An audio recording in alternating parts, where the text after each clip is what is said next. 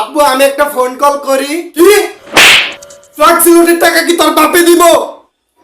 Hello জান, ভালো আছো?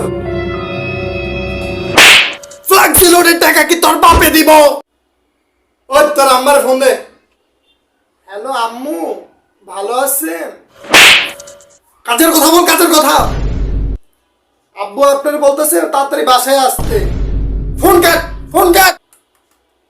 বাচ্চা গেল দেখি 5 টাকা। ফ্লাক্সিলোডের টাকা কি তোর বাপে বলবো?